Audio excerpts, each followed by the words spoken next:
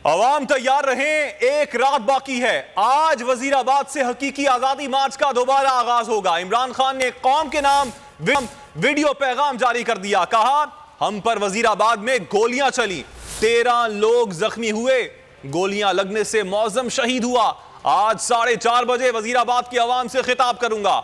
इमरान खान ने कहा, सबसे अहम हकीकी आजादी की तहरीक है। जो कौम आजाद नहीं होती उसकी परवाज ऊपर नहीं होती। इंसाफ कौमों को आजाद करता है।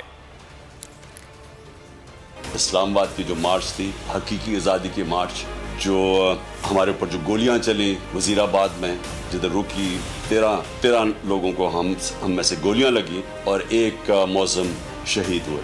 इंशाल्लाह उसी जगह से हमारी मार्च शुरू हो रही है और 4:30 बजे मैं अपने लोगों से, वजीराबाद के लोगों से खिताब करूंगा। और मैं आज आप सबको कहना चाहता हूं कि देखें, ये जो हकीकी आज़ादी की तहरीक है, ये आपके लिए, पाकिस्तानियों के लिए। जो कौम आज़ाद नहीं होती उसकी परवाज ऊपर नहीं होती। इंसाफ कौमों को आज़ाद करता है और ये इस वक्त पाकिस्तान बनने के बाद सबसे अहम इस मुल्क की हकीकी आज़ादी की तहरीक है। मैं चाहता हूँ सब आप इसमें शिरकत करें।